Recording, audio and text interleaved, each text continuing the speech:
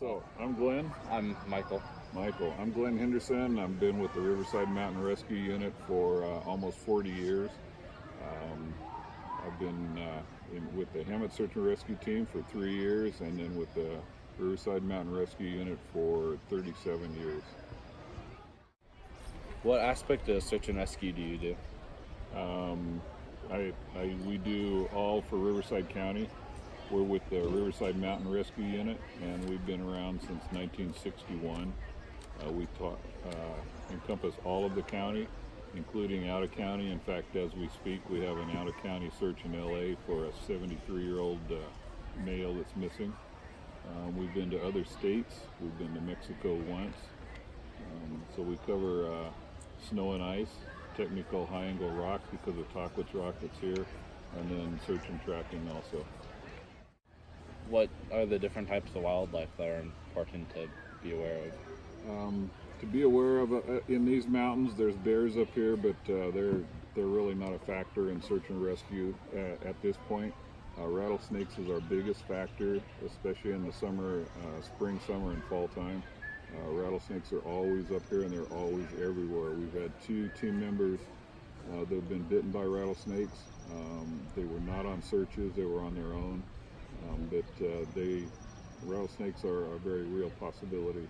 Mountain lions they are around here. We've never had any kind of an encounter with a mountain lion. We've seen their tracks and stuff like that, which gives us pause, and because they're there. But it's never been a problem. What's the most common place where people get lost? Everywhere. I don't care where you go, people are going to get lost. The mountains is usually the easiest to get lost in. But the desert is also an easy one to get lost in. People get lost everywhere. There's no real common denominator of more people get lost in this particular area than others.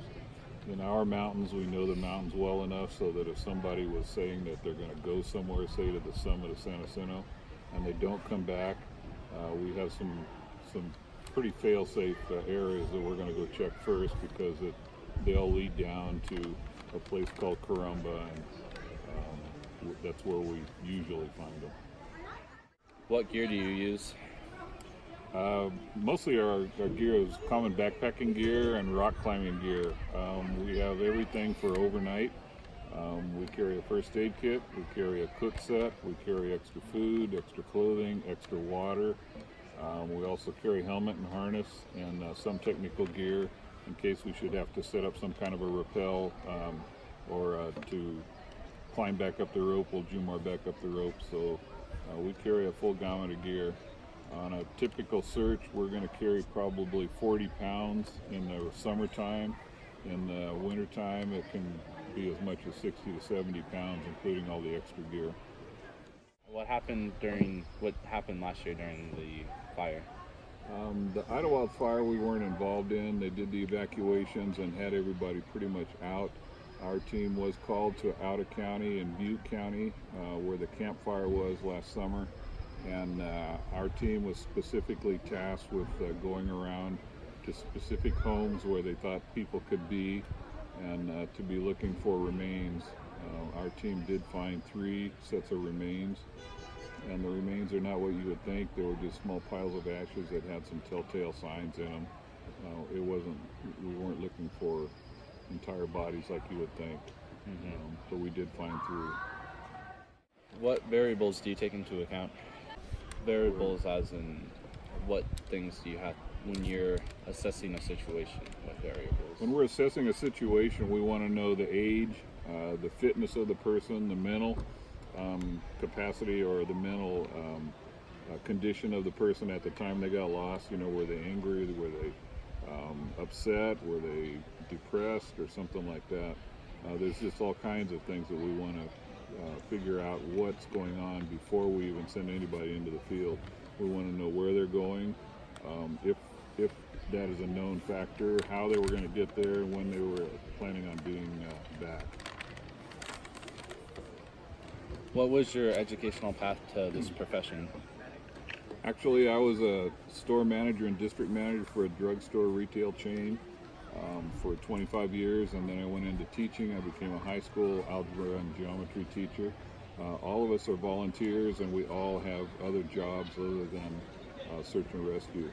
Search and rescue is all volunteer, and we all go through training processes through the National Association, which is Mountain Rescue, the Mountain Rescue Association, but we do all of our own training in snow and ice, in technical high angle rock, and in search and tracking.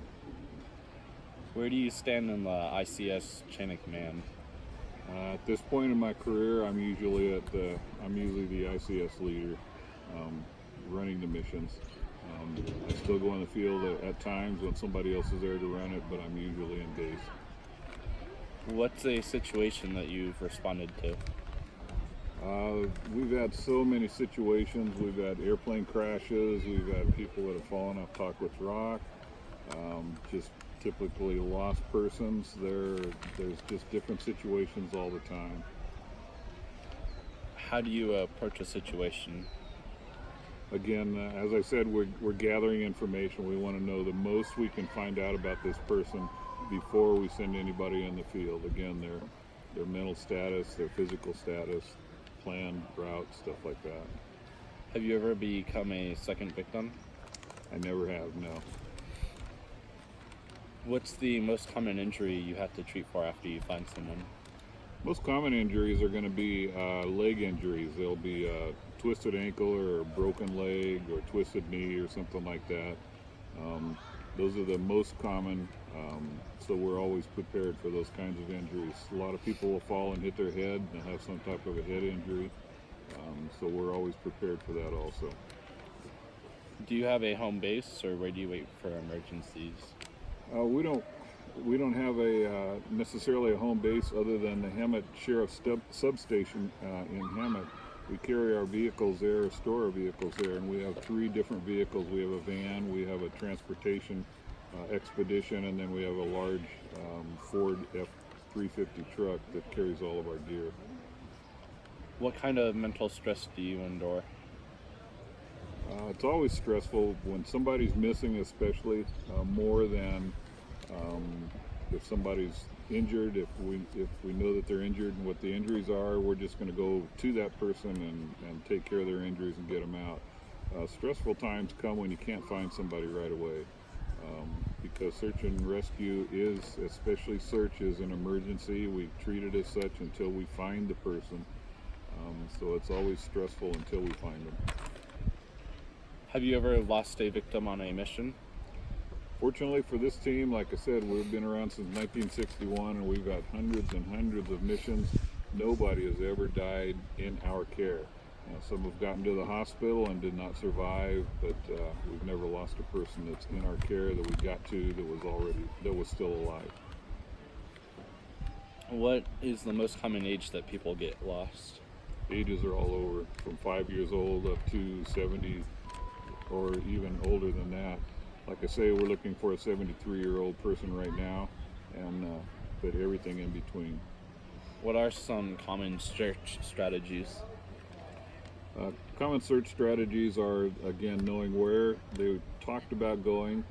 Our search strategies in this area are that we know the area and we kind of know the trails as well as anyone around, and so we know where to send people to try and cut people off.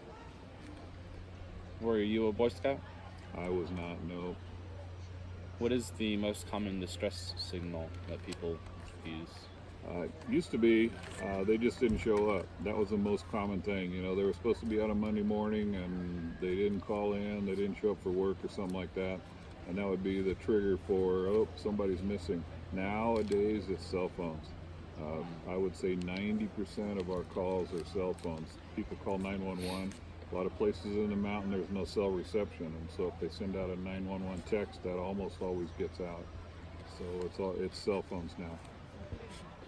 Hey, well, thank you for the interview. All right. Okay.